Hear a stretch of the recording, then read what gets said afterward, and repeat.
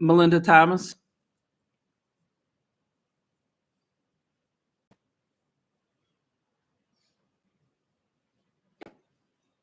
See what that thing says? It says, thank you. I've got nothing super bad to say today.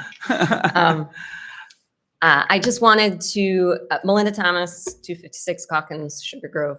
I just wanted to take a moment to thank the board and Dr. Norell in particular for the statement that was issued last week regarding our immigrant families and the concerns about safety. I had actually had on my personal agenda to come talk to the board saying we need a statement to come out. And so I was very appreciative of the fact, as were the vast majority of our colleagues, because we've certainly had a number of students that have been absent, families concerned, that sort of thing. And so I just wanted to say how much we appreciate you guys getting in front of that in these difficult times and just making a statement in support of our families. While I'm up here, I will also say, I know that the calendar committee is meeting this week. And I'm just gonna say this, although I'm not on the calendar committee, I know as well as you guys do that there are very few issues which you will get 100% support of among staff. But the one thing that you will get 100% support of on that one is that 100% of staff don't want to come back on the Monday after graduation. They really want to be done on the Friday before graduation. Just to take that into consideration as you guys are finalizing those plans. Thank you very much. Thank you. Mary Foltz.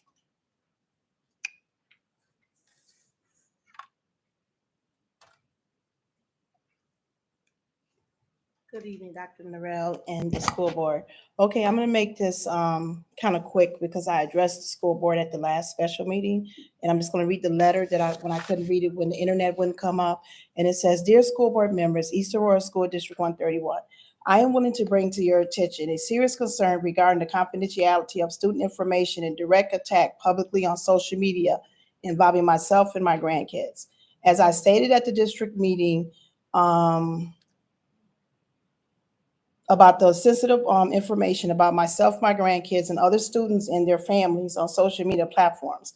I am heartbroken to see this behavior from my own alumni, not to mention of staff and an adult. Even though the posts that have been submitted are anonymous, they are posted as a staff member of East Aurora. There is detailed information that only staff would have privilege to. This is a serious breach of confidentiality and potential harmful to students and their families involved. As you are aware, maintaining confidentiality is essential in protecting students' privacies and trust. The unauthorized disclosure of student information is a serious violation of district policies and federal laws, such as the Family Educational Rights and Privacy Act. I respectfully request that the school district takes immediate action to investigate these matters and address the concerns. I believe it is crucial to ensure that all staff members understand the importance of confidentiality and adhere to the district's policies and guidelines. I request that the school district takes the following steps: investigate the incident and take serious discipline actions, provide training to all staff on confidentiality and social media policy. And I do understand that all staff don't do things like this. I've never heard of this before, but however, it is actually happening right now. I would appreciate it if you could provide me with an update on these actions taken by the district regarding this serious matter. I believe it is crucial for the school district to address this issue properly and effectively to maintain the trust of parents and the students in our community. Thank you for your attention to serious concern, Miss Mary Folks. And I just want to ask, since my 3 minutes are not up, that this is only happening to me because I'm running for the school board. I went through this in 2011. Lord knows I don't want to go through this again. I have 8 kids that are in this school district alone. I advocate and mentor for children in this district for over 25 years. Whether it's a staff member, at the last meeting I said someone tried to say, oh, maybe it's a board member. Doesn't matter to me. I care about the staff members.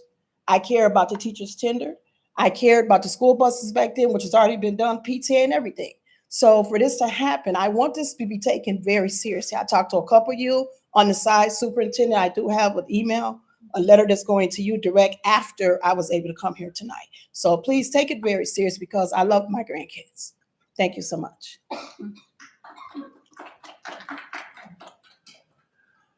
All righty. On to communications from the superintendent, but before we start that, I just wanted to give the community a little bit of an update where the board was, what the board is up to is in regards to the superintendent search. So the board met last week and we approved a leadership profile that now our search firm BWP will be posting on their website. They to date have had 32 individuals apply or have been in the application process. So they haven't completed their applications, but 32 individuals have certainly expressed interest in 131. The last date for applications to be submitted is January 31st. And tonight at the board meeting, we need to pick a date to let the search firm know sometime during the week of February 10th. We need to get together and they're going to discuss training procedures and things like that with us. That will actually be a closed session meeting, but then sometimes around mid-February, the board will conduct 2 rounds of interviews, and hopefully by the end of that month, they will select a new superintendent. So that's kind of where we're at, but and we might as well, now that we're talking about picking dates, let's pick the January. It's the week of January 10th, although the search firm has or February 10th, although the search firm does have a conflict on February 10th. So any other day after that. So for the rest of that week, but it has to be that week to stay on timeline. So. I'm available the 12th. You're not available the 12th? I am available the 12th. Oh, the 12th. Okay. I can't do the 12th, but I can do the 11th. The 11th. Okay. How about anybody else? 11th and 12th works for him. 11th and 12th works for Juan. How about you, Theodio? Okay. I won't be able to make it on the 11th, You won't depending make on it what on the- time. So then, Is it 6? Oh, I won't be able to make it on. I'm available the 12th or the 13th. okay. So you're. Sorry, I have another meeting at 6 o'clock that I evening. can't hear. My ears are still a tad clogged. Huh? I have another meeting at 6 p.m. on that evening. Well, so that meeting they claim will run 60 to 75 minutes. 5 o'clock on the 11th? No. I can make the 13th. The 12th and the 13th. I But can't you, make the Judd? I can't make the 13th, but I think I probably have the most conflicts. So So you can't make the 12th or the 13th? Okay. no. All right, we'll just do the 11th and see the 11th and then see what I can do. Okay. You sure? Okay. You sure you don't want to do it the other way? Okay. So we'll go with the 11th then. Maybe we can start at 6:30 then. Yeah. Or 7 o'clock. They do say it's going to take 60 to 75 minutes. So we probably can get it in if we start at 7 o'clock. Yeah. Okay. Yeah. Are you okay then with the? Closer to 6 p.m. would be better. Huh? Closer to 6 would be better. Yeah. Well, he's got a meeting at I think 6. if we're gonna pick between he and I, he's the more with the school experience. I think it'd probably be No, I better. think if we're gonna do all this, we're gonna do it all together. So I think Oh. the 11th, and I'll try to figure something out. Okay. Okay. All right. We're going to work on that. Okay. So, let's do 6:30 then. Okay. Okay. All right. Sounds good. So you can call them back, Lisa.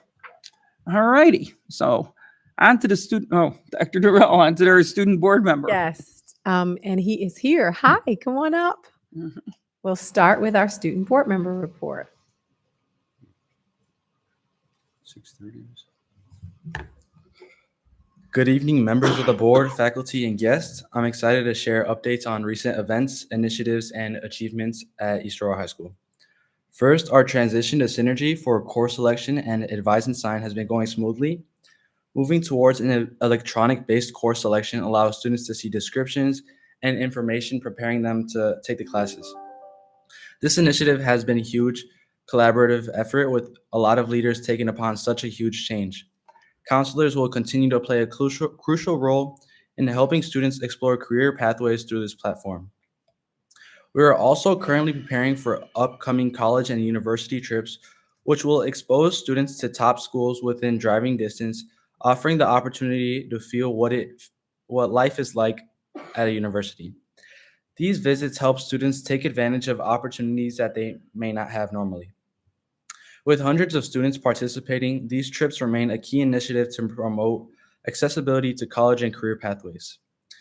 Moving on to athletic and extracurricular achievements, cheerleading made school history by placing 8th in the co-ed division at state for the first time ever. The team is now waiting to see if they qualify for IHSA state. NJROTC hosted its mega meet, bringing together schools from across the region, and the event was a huge success and showcased the strength of our program and the hard work of our cadets. And for upcoming and recent events, Future Tomcat Night was a great opportunity to welcome prospective students and families, highlighting the strong community at East Aurora. Freshman Parent Night in upcoming January 29th will provide a platform for current freshmen and their parents to discuss their transition to high school. This transitionary event will let freshmen know the standard set as they embark on their new educational journey. I believe that all these freshman preparation events are very crucial on bringing upon positive change to the school moving to the future. And last time I was here for a student board member report, I did a student shout out, and I think that's been going well so far. And for this board meeting student shout out, I'd like to recognize Hector Montanello, an 18-year-old first-generation Hispanic senior, for his outstanding academic achievements and leadership at East Aurora High School. Hector is ranked 4th in his class and is highly engaged student leader with strong academic achievements. Some of his achievements include, but are not limited to, AP Scholar with Distinction, the Seal of Biliteracy, National Hispanic Recognition Award, and was even nominated to be a part of the City of Lights Winter Quarter video. And for some of his leadership and extracurricular involvements, he is president of Spanish Honor Society, Peace Jam, and he's involved with German Honor Society, Varsity Esports, and he's playing tennis this year as a manager for the girls team and varsity for the boys team. His dedication to both his education and his community is inspiring, and Hector's achievements demonstrate what is possible for all East Aurora students. And I hope his story encourages others to aim high and support one another in their pursuits. As the first semester has come to a close, I thank you all for your continued dedication to make East Aurora a thriving environment for all students. I look forward to sharing more updates throughout the rest of the year. Thank you. Thank you.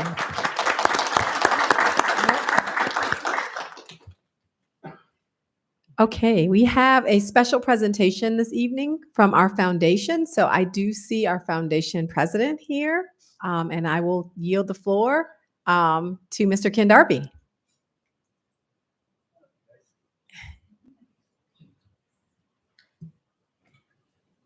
Good evening, everyone. What a nice reason to be here. So many familiar faces I see. I just want to say you have such an important task ahead of you in choosing our next superintendent. So please do your due diligence and choose wisely. It's important for these kids in this district and for the teachers too to have a good leadership role. So it's an honor to be here to present a check. I got Michael McHugh and Mark Michelini with me. This dates back to the Bardwell Playground, and CarMax donated time and money to the project, and I hear it got a facelift again. So it's great that we can finally turn this money over. That kind of helped, it's a tiny piece of it, but it's nice to be able to get it out of our coffers into something that's useful.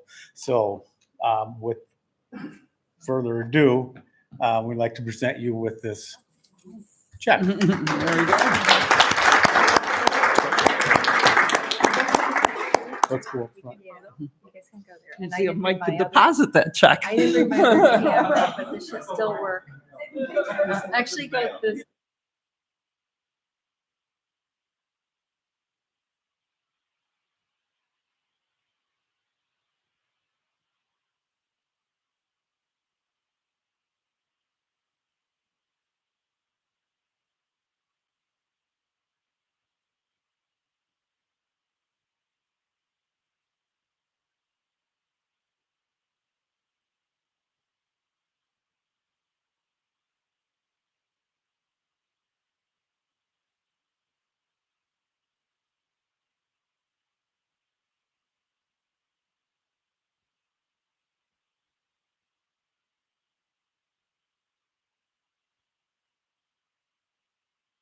Okay, district updates. We just have a short presentation. Is it a video that I want to walk you through? So we, the board has asked us to kind of, give updates at least annually on parent engagement because we recognize, I know the Board of Education recognizes the critical importance of parent partnerships.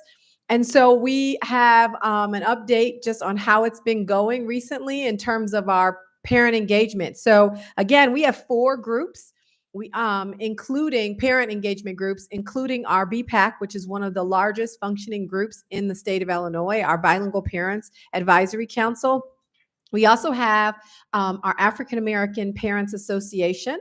We have our CAP parents, and those are our parents that are dedicated to being ambassadors.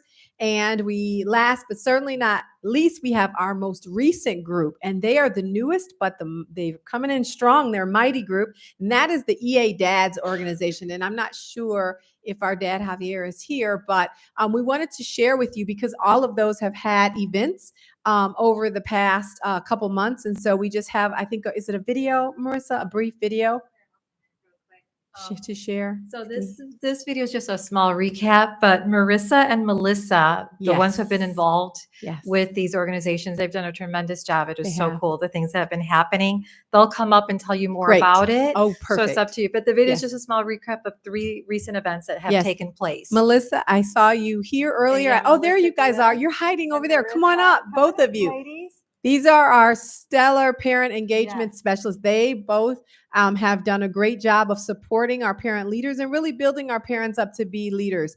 So Marissa is still helping out in her role as she's transitioning to Melissa, and who has jumped right in with everything, and she's had record numbers. So kudos to you for starting so strong. So I'm not sure who wants to take it over and share, but okay, we'll do the video. Okay.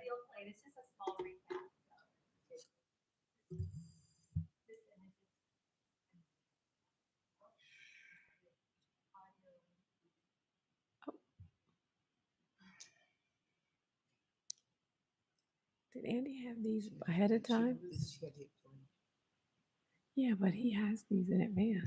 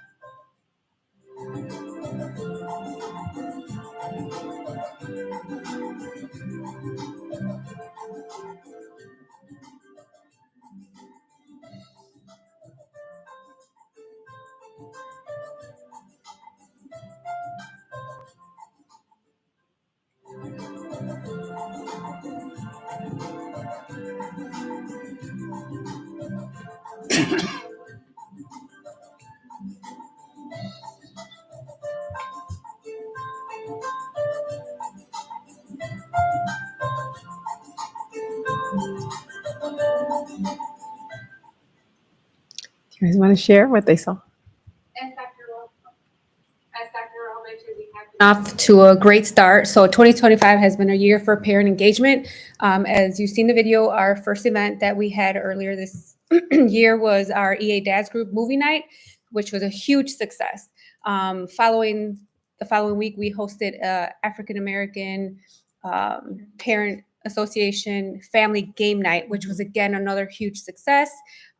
Rita as always hosts very great BPAC meetings, and we are looking forward to hosting many more. Our parent ambassadors, formerly known as CAP, will be meeting this Thursday. So that's what we're looking forward to, and hopefully many more events. And roughly about how many at the parent movie night? Oh my gosh, over The- 200. This was the dads. And so Yes. dads really showed up, and that's great. And I think Dr. Guzman's BPAC was 260 people present. So our numbers are really growing. And that was the largest event for our African American Parents Association event too. So kudos again. Thank you. Thank you. Thank you. That was big. They're good. Tisa, maybe I'm gonna call her and tell her, are you in the problem? Sorry. And then we have one final, we already took care of item D with the board. So we have one final presentation, and that is from the city of Aurora. And I see Maria Lindsay here. So I will yield the floor to you to introduce the team that's here, or however you like to. Oh, okay, great. All right, I'm going to turn it over without any further ado before the board's action item. It was on last time, but I was not as astute as these ladies to answer the questions with regard to Aurora's Promise. So I will turn it over to you. Thank you so much. Good evening. Viviana Ramirez, Chief Community Services Officer for the City of Aurora. And Maria Lindsay did yield the time over to me, so she's here. Martha Paschke, Director of Innovation and Strategy with the City of Aurora, also in the Community Services Department.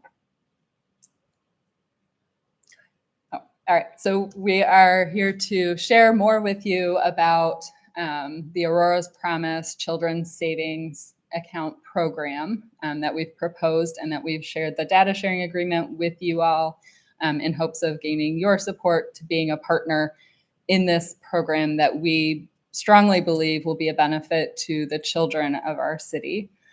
So the idea of Aurora's Promise Children's Savings Account is to establish in the youngest kids in our city that their city believes in them, that we believe in their future, and that we want to see them all succeed. And so it is a $50 contribution from the city to each kindergartner who's a resident of the city of Aurora to start an account where they can save money towards their future post-secondary training, whether that's trades or college or whatever that might look like for them. And that is to instill in that child and their family the idea of saving. So that $50 is a starting point. But as we know from a lot of data and evidence, low, moderate income children are not, frequently holders of savings. A lot of kids don't have that as an established habit in their family. And so this is a way for the city to play a role in kind of spurring that habit and that behavior of saving. So there will be a lot of financial literacy and education that the city will provide as a part of this program to help instill in our families in our city that, saving for the future is a really positive and good thing and something that we want to support you in. So as Martha stated, what is a children's savings account? Children's savings account are becoming very popular in the United States. There's well-established programs already. And currently there is over 128 children's savings account in the United States. They span into 38 states, and they are serving over 5 million children. So this is an idea, a seed that we are planting, and we are very excited that we are the first children's savings account of this type here in Illinois. So important things to know about the account features. And I think one point to kind of highlight is that it's not an actual savings account the way we think about them. And the reason the data sharing agreement goes into a lot of detail about how data will be shared with our partner, our contracted partner, Operation Hope, is that they maintain a digital database where they track how much of the funds in one pooled account, that's the city's account, how much of those funds belong to each kid. So we're not setting up actual bank accounts for the kids, but it's, and that's why There are no fees. It's not going to impact anybody's benefits. So it's a place where they can save, and they will build up incentives from the city and from our partners. We're hoping to gain more corporate partners to encourage savings and to kind of build habits. It won't impact anyone's benefits. They'll have online account access through this digital platform that Operation Hope will maintain. It is dedicated post-secondary savings. They can deposit through various means, through, you know, a check in an envelope to the organization, through an actual bank location they'll be able to deposit funds, and then online or in person. And then it is deposit only. However, there is kind of a backup of any funds that the family or the student or relatives deposit on their behalf. Those are their contributions. If they need to withdraw those because of an emergency, that's their money, and they will be able to withdraw those for emergency needs. The hope is that it'll stay there for savings, obviously, but we are realistic, and it is their money if they're depositing it. They just wouldn't be able to withdraw the incentive funds that are the city's funds.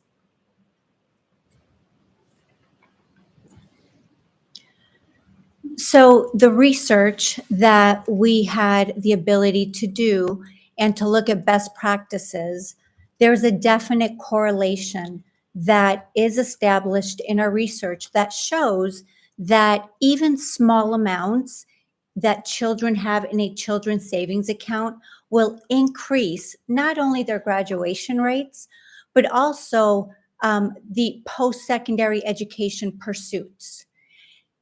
Our research indicates, and I think many of you in this field will already know, that it also reduces the disparities in account holdings and savings. And one of the beautiful benefits of, as we've seen here tonight in the engagement, is that it also increases the parental educational expectations. So it is, in our belief, because of the research, it has a myriad of benefits that go not just from initiating that savings mentality, but then it follows the children through, and then it also benefits the parents. So the first children's savings account program in the country was in San Francisco. They had their first graduating class 2 years ago. So they've been able to actually capture the data on the impact and the effects on these kids of having these accounts. So there was a 30% closure in the college enrollment gap between the underrepresented students and their peers. There was a 7% higher on-time graduation rate and a 12% increase in college enrollment. So those are all statistically significant changes that are demonstrated over the course of this time that those kids have had the children's savings accounts.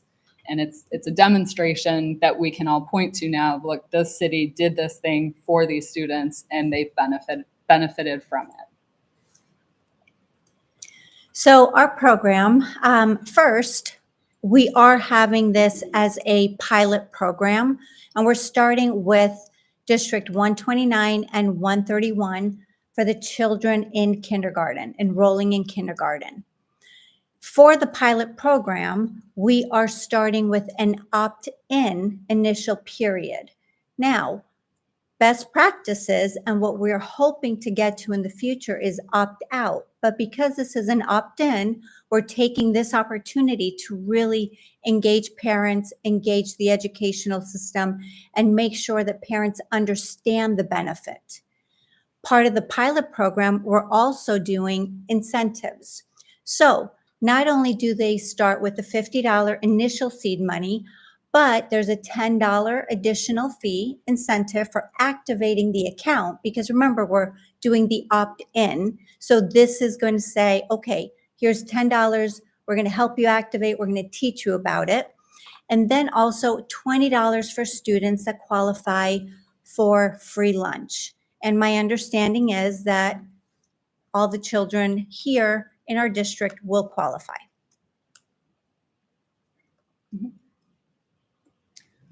So the city partnership, and this is laid out a little bit in the data sharing agreement. We're working closely with our partner, Operation Hope, which I wanted to share just a little bit more about because I know that wasn't necessarily clear from the data sharing agreement. Operation Hope is an organization that started in the 1990s. They started in California. They're now currently based in Atlanta. Their sole focus is on financial equity and empowerment. The programs that they run, in addition to running the Atlanta Children's Savings Account program, which is how we found them, they are also the organization that runs 1 Million Black Businesses, which you may have heard about in recent years. They operate financial coaching through their program called Hope Inside, which is available nationwide through different banks. They have coaches. They run the 1865 Project as well as the Freedman's Bank and a program they call Financial Literacy for All.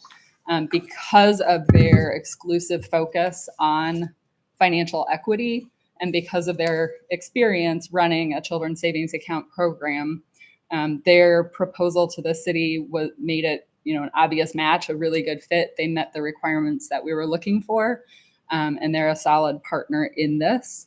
So that's just a little bit more background on Operation Hope. The city will be working closely with them, specifically the Community Services Department, to get this program up and running. The pilot year will be more like 18 months because we are halfway into this year. So we'll do this year and all of next school year to hopefully make sure that things are working properly, that we're getting the community educated. Like Viviana said, the pilot period is going to be opt-in. Best practice data shows us that opt-out is best. That means that the families don't have to do anything to set up an account. They will have to activate an account because they have to go online to look at it and engage with it. But we want to get to that opt-out phase. We just want to do the community education before we blanket set up a whole bunch of accounts for kids that people won't necessarily know about. So we're going to use this as an opportunity with 129 and 131 to make sure we're educating the community, getting people on board, getting people familiar and comfortable with what this is as a program to benefit our kids. Are you done with the? I think we are. Yes.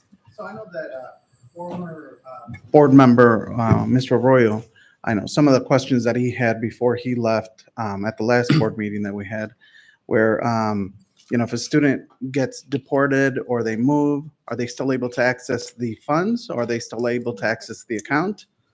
So if they move out of the district, and we took feedback from the districts about this because we hear that it's kind of common for kids to maybe move out for a few years and come back. So we're building into our program rules that they will have the option of saying they want to keep their account open for 3 years. So if they come back, it's still there, nothing changes. If they do move out and they don't want to keep it open, or in any other circumstances where they're no longer an Aurora resident, they get any funds that they've contributed, but the incentive funds go back to the incentive pool. When does the incentive fund actually become available to the student? Is that just When they once graduate. So 18 years or 13. 13? Yeah. I guess. Yeah, Okay. when they're 18. Yep. And So, no, go ahead. how are those incentives achieved? I noticed in the MOU, it talks about additional funds would be provided if certain milestones are met. And so is that grades? Is that attendance? Is that, what are those milestones that the district would be providing information on? So we're going to be working on developing additional incentives. Our goal is to work with community partners that would fund those incentives. The types of incentives that we're contemplating right now would be, for instance, participating in programming at the Financial Empowerment Center. Maybe attending a couple sessions there, the city or a partner would contribute some extra funds. There's no anticipation, there's no evidence that suggests that any kind of academic achievements should be tied to this. That's not something that we would contemplate at this time. The goal is really more to provide positive experiences, engaging experiences, things around financial literacy to strengthen their desire to save, their desire to look at post-secondary options and things like that. So will they earn interest? So because it's they're not actual savings accounts. Like I explained earlier, they're not earning interest. There's a pool account, and then the kids' accounts are a digital database. So it's not interest bearing. But they will get more than like, how does it grow, or is it just they only if they put in $50 in 12 years they get $50? Yes. That doesn't sound. I mean, it sounds like almost like if we're trying to teach them to save and they don't get any. So it's a way to introduce families to banking who may not otherwise be banked at all. And so the hope is that as they're engaging in this, and maybe they come to the FEC for some sessions, they learn how to repair their credit. They get other banking products that they can connect with and things like that. So this is not itself. The goal of this isn't savings necessarily. The goal is really to instill a message in kids and to instill a habit and to give access to something that they may not all have access to otherwise, and to have it done in a global and equitable way so that every kid has the same account. Is there a reason why the city just does not have community apply directly through the city instead of through the school districts? Why the school districts were chosen? Because the concern I expressed at the last board meeting was the data sharing. And in this agreement, and I'm going to read this, it's student first name, last name, birth date, school they're in, state of Illinois, student ID number, their parent guardian names and education levels, their guardian mailing addresses, their phone numbers, their emails, the primary language they speak at home, and whether the student's part of the National Lunch Program. That's a lot of data on our kids, so, and families. So we need to be very protective of that data. So I think it's a great idea by the city. But my concern is that this also can be shared in according with the MOU with subcontractors as well of this entity. And in this day age of data privacy and all of that, I just have concerns with that. And I understand that. This is the national best practice. This is how all CSA programs are run. They're the best ones, the biggest ones are all run in partnership with school districts because that is the best way to make it an opt-out program. It's really the only, if we ran it through the city, families would have to apply to us. It would only ever be an opt-in option. So families would have to come in. So that would be the families that have the time, have the resources, have the understanding, have the wherewithal to come into the city and apply to be a part of this. And so that's why cities around the country have figured out if we partner with schools, we can get that information, then every kid gets one. And that's the best and fairest way to do this. And I'm not dismissing the concerns about data. I do understand that. I think, in looking around, I did some research to see if there are other cities where that's become an issue, where things have gotten out. And I understand, things change and all of that. I haven't come across any legal challenges, any data privacy issues, anything like that happening. I can't promise it's not going to. We do have protections in here for that. And we vetted our partner. They've shared their insurance with us. They've shared their experience with us. They are only working with VistaShare is the database, the digital database they're using. VistaShare is used by dozens of other cities for their CSA programs. And the bank is US Bank, and they chose that because they have a local bank here. And it's somebody they already work with. All right, thank you. So doing the best we can. I understand the concern, and I can't say that, is not valid, but All right, thank you. yeah. And if I may, I'm sorry. So we purposely, the data sharing agreement, it is the information that you write off, and it's really directory level information. We have vetted Operation Hope. These are conversations that we have had to make sure that the information that is contained in the data sharing agreement is treated with the strictest confidence, only for the limited purpose needed. And that information would not be disseminated to any other partner. It won't be sold. It will only go for the limited purpose that we've established. And so far, the information that we receive from them it's been treated very safely. All right, thank you. So I have a question. If they have a question about this account, are they going to call the city, Operation Hope? I'm just a little nervous. Are we going to have, if we're going to open thousands of these, are we going to have staff to, because So- we have to enroll them, right? No. Nope. They'll fill out. So for the pilot period, Yeah. they're going to be opting in. So we have a form. We'll have it in paper and in digital format. They'll fill that out. That's going to come to us. Good. And then we'll make sure, these are Aurora residents, and then we send that information to Operation Hope. So the school district is not expected to sort out, weed through, Okay. do those things. So any questions would go to Operation Hope? Is So it? yes, so on the city's website that we're developing a page dedicated to this, there's a section on if you have questions, contact, and it's my division, the innovation division. If there are questions about the actual funds, that would go to Operation Hope. Okay. And all that contact information will be on there and readily available to the families. And then also, we will have a parent engagement person that will also be there from the city. And so the goal is really not to place any burden on the school districts. But the initial sign up will initially, right? Or no? No? So they'll fill out the form saying that they want to participate. We'll let you know because the form will come through you to through the school to us. But then, we'll have to get the rest of that information from the school. And once we share the option with our families, then if they say yes, I want to participate, then we share their then we share their data, not that we just blanketly share their Yep, data yeah, first. correct. Okay. And there is a reference to additional data, and that's only with parents' agreement. And that would be things that we would be able to track, to look at, to compare, similar to what San Francisco did, to say, are we making a difference?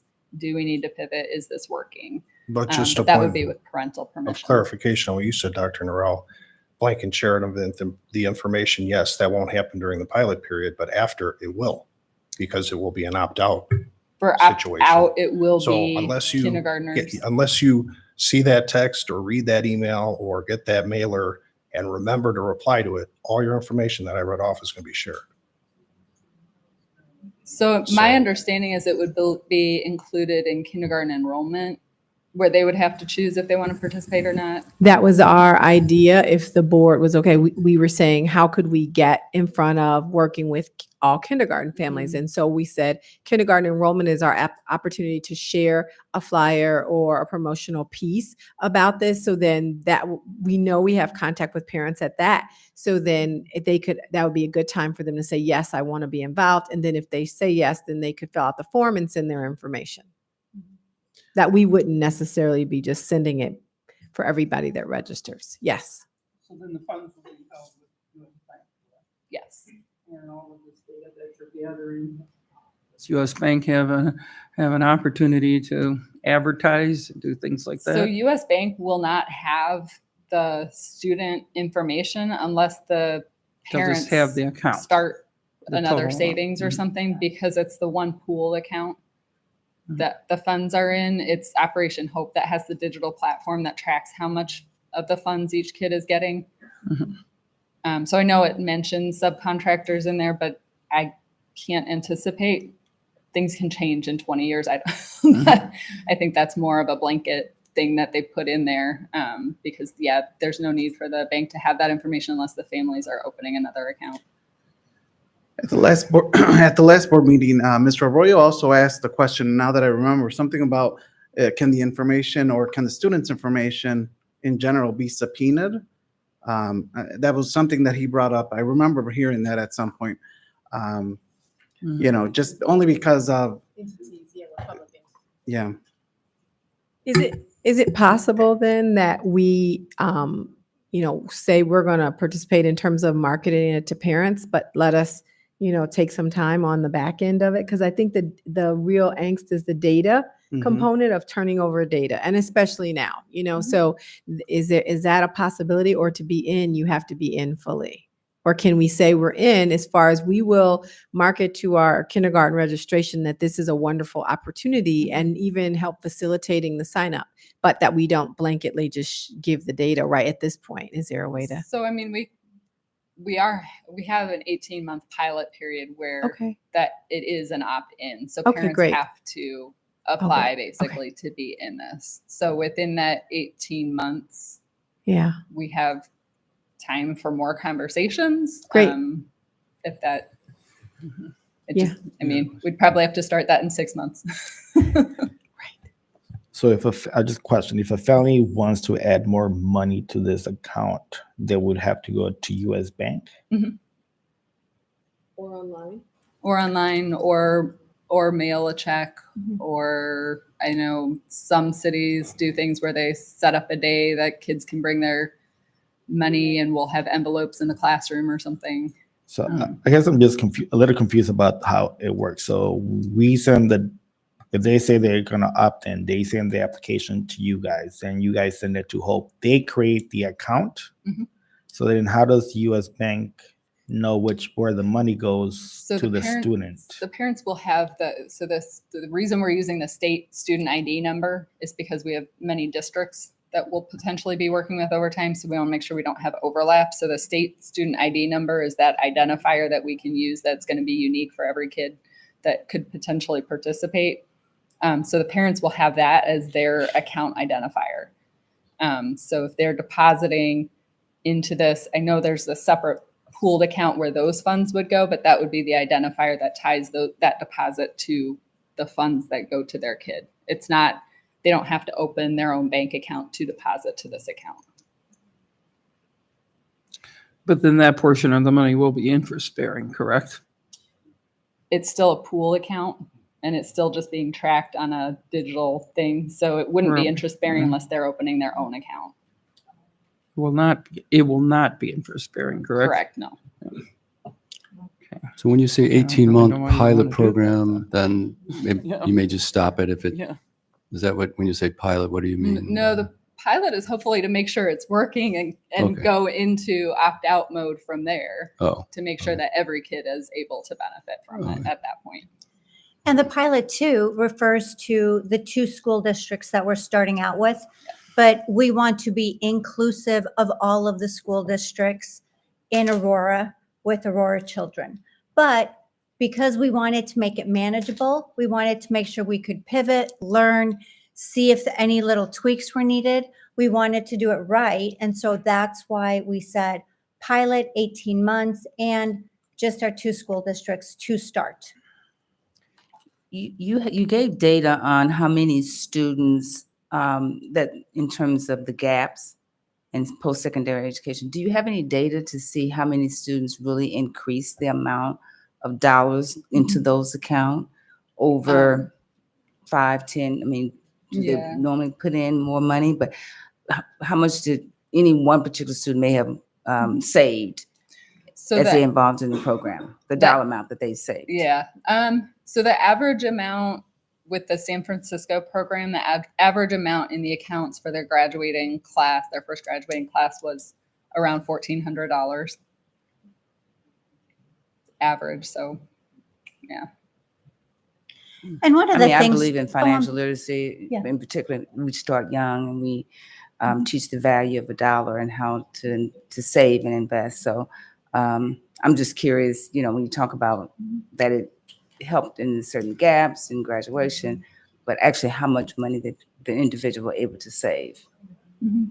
I would like to see that data as we go through this pilot program as well. Absolutely. Well, it's important for kids to have savings accounts, but it's also important that, the savings accounts yield money. So in a way, if their parents are investing and, then they would be much better off going to another bank and, us teaching that financial literacy through the schools about savings accounts and things like that, which actually I've always thought that was long overdue, especially in our middle schools to start teaching. I have always said that to start teaching that curriculum. And that is a big part of what we want to do with that. And that is a big part of what these programs have done and proven around the country is that this program itself is not about the savings. This program is about the entry point and the learning. And so what they've shown is that, the shift in certain populations from not having any bank account to being banked to increasing, educational attainment, to increasing parental expectations and things like that. So it's not really about the savings. It's more about all of the programming, all of the support, all of the messaging around the program itself. And the data shows that those families that engage in this and participate in this do open up more bank accounts. They do save in other ways. This isn't their primary savings account by any means, but this opens them up to all of those other opportunities. And I think with a target of realizing that, there are a lot of members in our community that are underbanked or unbanked. So we are offering, it's a gift, right? That we are saying this is an entry point. It is not exclusive. If a family would like to and has the ability to open a different savings account, a 529, they can still do that. This is a benefit for all of the children, and it's more than the monetary contribution, even though all money, any money for education, is so helpful. I think it's a great idea. I think we all appreciate what you're doing. So even though we're asking a lot of questions, I'm sure we all like the concept. Me personally, I was a financial planner for a short time. I would personally rather see, like Annette said, if the city would work with us to open up a 529 plan where they can make money, invest in the stock market, and see it's going to grow. Because if they're putting in $50 and $50 and they see no savings, I don't know. I just think, to me, it's a disincentive. Well, you can do that. And there's ways, and through this program too, they'll learn more about those things. Yeah. But the fact of the matter is, with a 529, you can never make it opt out. You can never ensure that every kid is going to get one, because 529s require that the parents actively do something to create an account. But in this, you need a guardian or a parent for this as well, don't you? Not when we switch to opt out. When we switch to opt out, the school sends us the data on all the kindergartners that are our residents. Every single one of them gets an account. We start engaging with them, saying, hey, you're going to get another $10 when you activate that account. You're going to get another $20 because you qualify for free lunch. There's $80 already. And this is the only, and trust me, I was a skeptic of this when I started researching it. Mm-hmm. There is so much data that supports that this is the best way to engage all families in an equitable way in encouraging banking and savings and post-secondary attainment. And there's no obligation for the parents, as you've stated. They're free to choose a different avenue. So this is basically free money that they're getting, right? But they can definitely choose to go another avenue that may be more beneficial to them. Mm-hmm. Once we're in this, if we decide to go with this agreement and we have there's an 18-month period, if let's just say that we don't have enough parents, or that we see that amount of parents not really participating, what are our options of maybe not continuing with this agreement? I mean, if you guys don't want to do it, you don't want to do it. I think, families have already heard that the city is offering this. It's $80 for every kid in kindergarten this year, and next year that's on the table with really no obligation beyond that. But it's something that the city is committed to, that we've done a lot of research on, and we believe in the partner that we've selected to work with on this. Mm-hmm.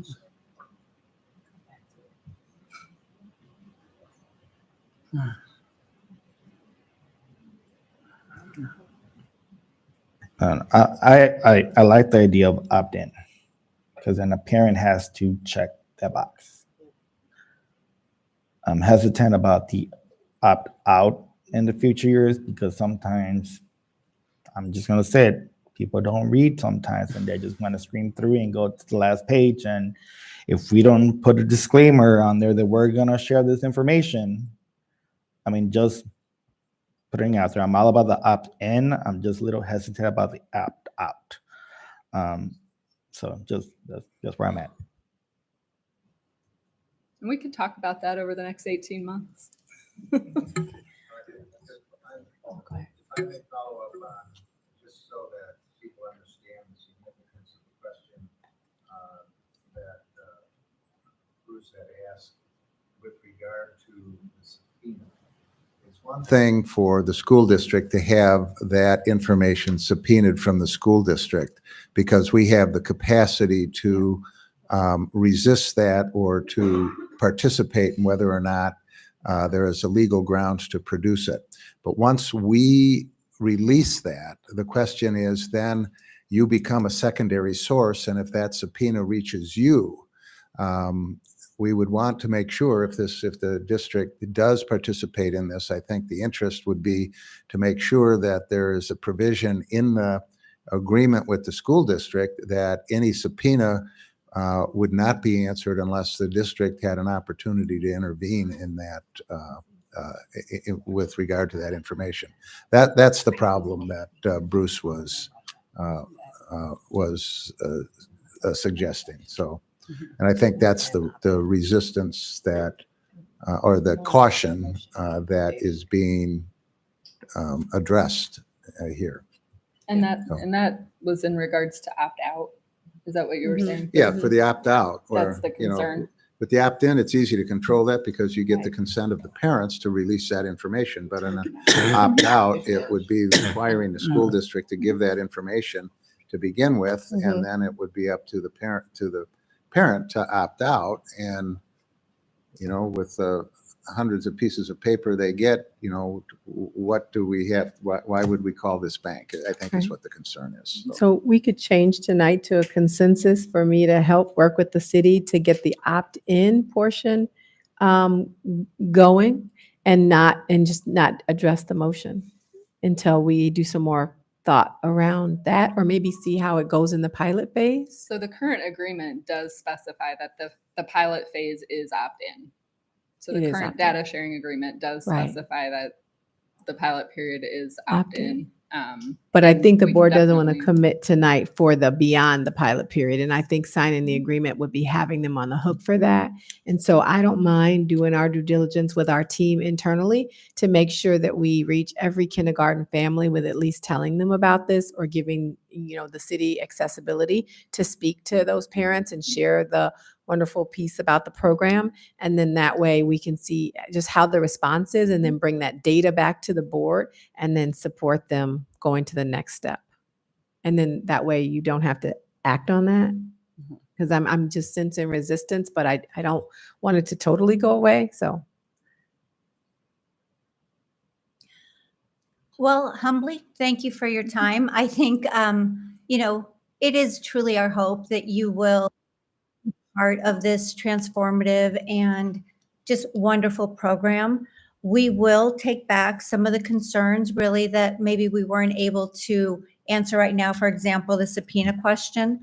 And it's definitely something that we're willing to look at and that we will do everything we can to answer questions to your satisfaction because we've been talking about this program and working on this for so long that we are truly excited and it comes from the very best place of, our department and the city of Aurora. So thank you very much. Thank you. Thank you. Okay. So we're not going to entertain the motion, correct? Okay. All right. So at this point, we are going to go back and have the district work with the city and do some more studying definitely with the way the data and everything is being captured. So, okay. All right. So we're done with that. So we don't have to vote on that, Bernie? That would, it's, yeah. Yes, okay, that's it's- correct. Yes. It's Okay. consensus, okay. I don't think it's on the consent agenda. I don't think- It was on, No, the- it's not no, a it's not on the motion. consent Yeah. agenda. It's just the Yeah. regular motion. Okay. Yes. All right, thank you. Okay, so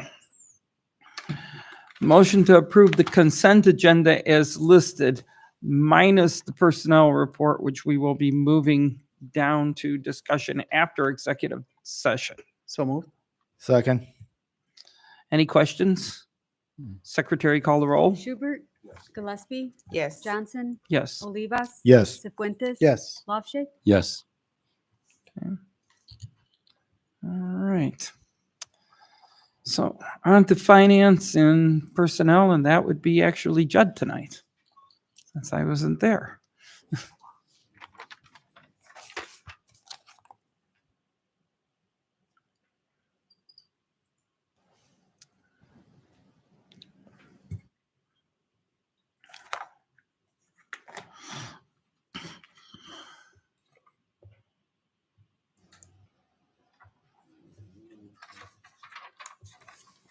Executive session.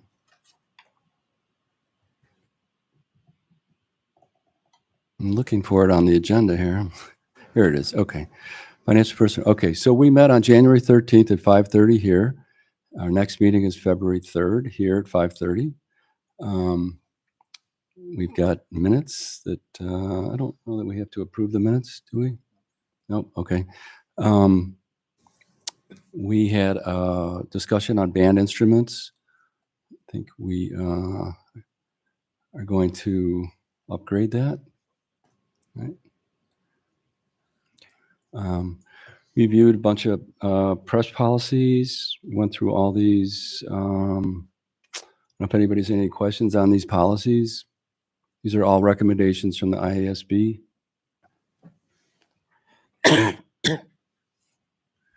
Nope. Okay. Let's see. All right, we do have a couple requests for FTE. So 6A7, request for one full-time equivalent special education classroom teacher assistant for EAEC. Anybody want to make the motion for that? So move. Any questions? Secretary, call the roll. Gillespie, Yes. Schubert, Johnson. Yes. Cefuentes. Yes. Lauvsche. Yes. Olivas. I'm gonna just hold on a minute.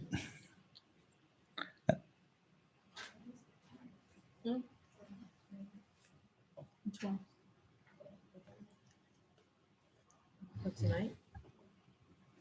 No, item Six- B or the action item. 6B. B1, 2. So we don't have to. 6B1, motion to approve one FTE specialist. Yep, special ed is the first one. Yeah. And then the second one is the, No, not the old ones, just 6B. Just, you were right, Board Member Lachi. Just 6B1 is the first one. Right. Yep. So you can take them one at a time, is that right? Yep, the motion is to approve one FTE special education classroom teacher assistant for the extension campus. Yes. Right. we just So- did a motion for that. Right. I know there was discussion going on, so I had to kind of hold it. Yeah. Okay. So, yes. Okay. Yes. Okay, so motion passes. Yes. Motion passes. 6B2, motion to approve the frontline proactive recruiting and hiring proposal in the amount of $34,644.78. So moved. Second. Any questions? Secretary, call the roll. Cefuentes. Yes. Gillespie, Yes. Olivas. Yes. Lauvsche. Yes. Johnson, Yes. Schubert. Yes. Okay, and finally, 6B3, motion to approve the intergovernmental agreement between the Illinois State Board of Education and East Aurora School District 131 Visiting International Teachers Program. So moved. Second. Any questions? Secretary, call the roll. Lauvsche. Yes. Schubert. Yes. Olivas. Yes. Johnson, Yes. Cefuentes. Yes. Gillespie. Yes. That concludes our report. Okay. On to curriculum and programs from Mr. Fuentes. Good evening, everyone. The Curriculum and Programs Committee met this evening here at 6 p.m. prior to the board meeting. Our next meeting will be on Tuesday, February 18th at 6 p.m. here again. And that concludes my report. Okay. On to buildings and grounds with Mr. Schubert. Ned, are you gonna go? Oh, over you that? want to- Yeah, can you? Okay, I think Bruce is not feeling so well here tonight, so as far as the updates, maybe I had missed meetings, so potentially can you give the updates, Mr. Magazzini? Okay. No, he was not, okay. But Well, how he about you? Yeah, Okay. I don't mind. You want, well, it's, if you feel comfortable, that's fine. I know you weren't there either. So I feel comfortable. Okay, thanks. So we met on January 13th at 6 p.m. The next building and grounds meeting is Monday, February 3rd. And we had an update on the Career Technical Center.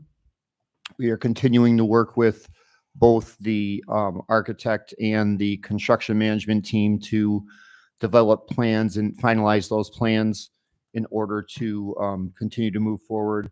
They have submitted the first group of plans to the city. So the city is reviewing those now to get that approval.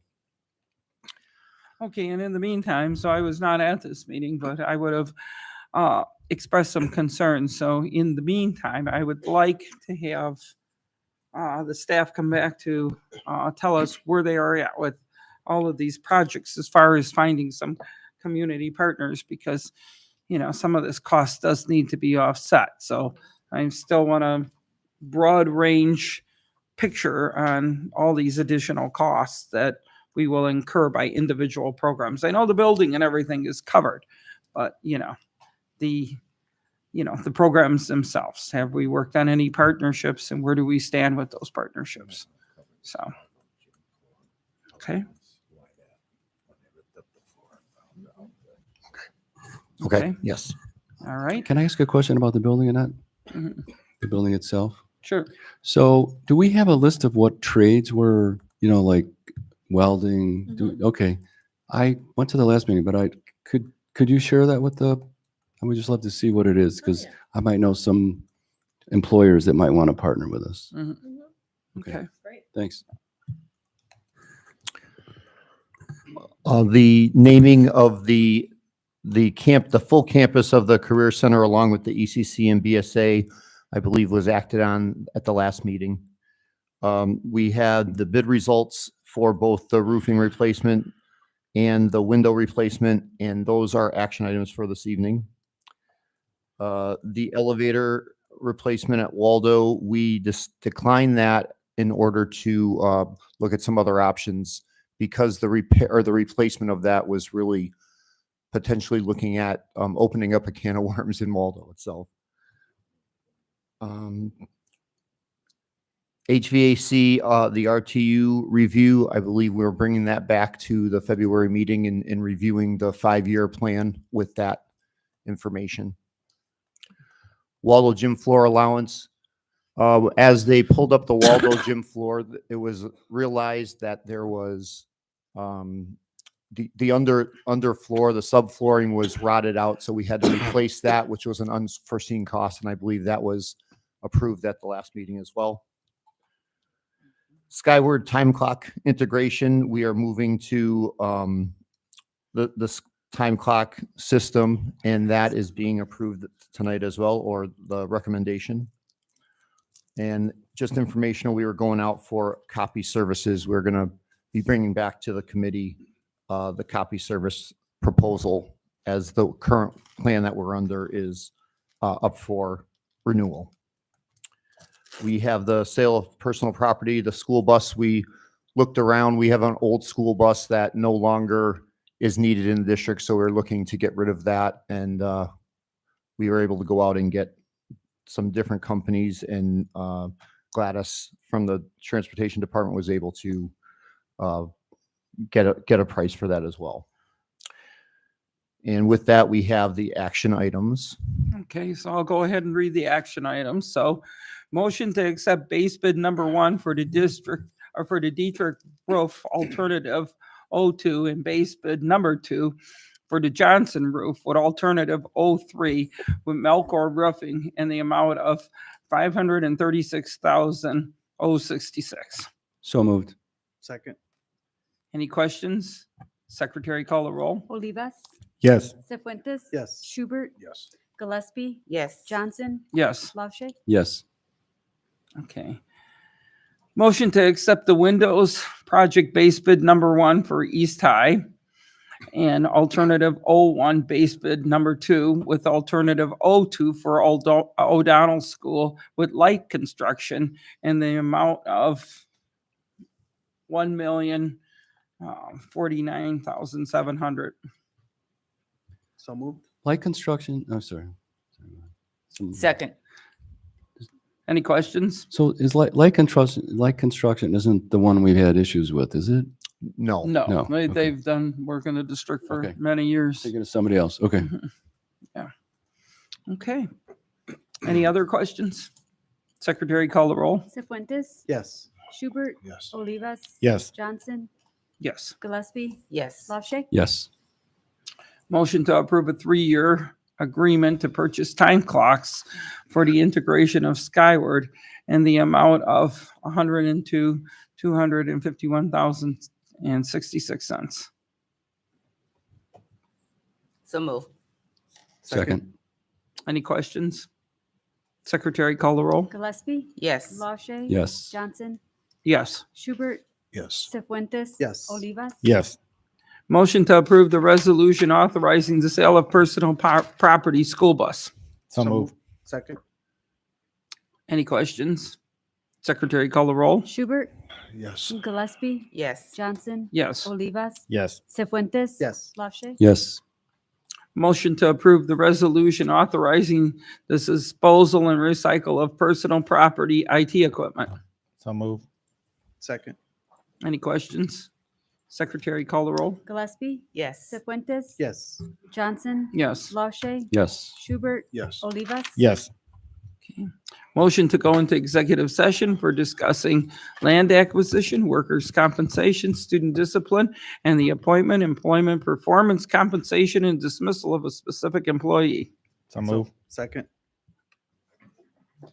Secretary call the roll. Cefuentes. Yes. Gillespie, Yes. Olivas. Yes. LaShay. Yes. Johnson, Yes. Schubert. Yes. And then we will have action. And so, we have water in there. Yes.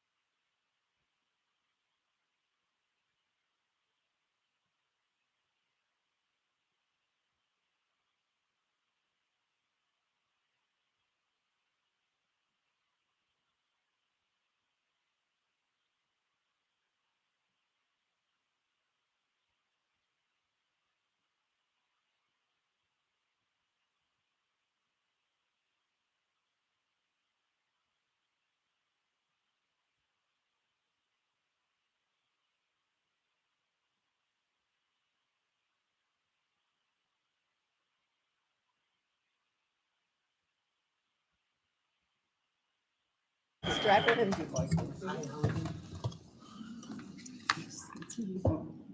Do you want to read Oh, it? I'm sorry. Yeah, Yeah, yeah, okay. I just want to.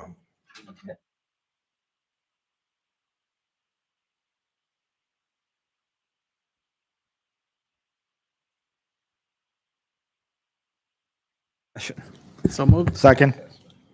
Secretary call the roll.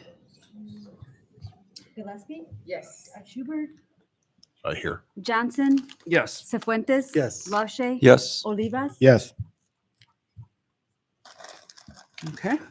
Be it resolved that this Board of Education, after hearing and considering the evidence presented by the hearing officer, hereby upholds the recommendation for alternative placement at the Illinois Virtual School in lieu of expulsion for student number 697946908 of East Aurora High School for 1 calendar year effective January 28, 2025 through January 27, 2026, to include summer school of 2025. Be it further resolved that a copy of this resolution be sent to the parents of the said student and duly recorded in the official minutes of the Board of Education, District 131, dated the 27th day, January 2025.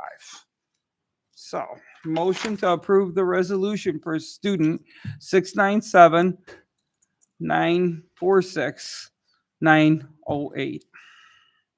So move. Secretary call the roll. LaShay. LaShay. Yes. Schubert. Olivas. Yes. Johnson. Yes. Cefuentes. Gillespie. Yes.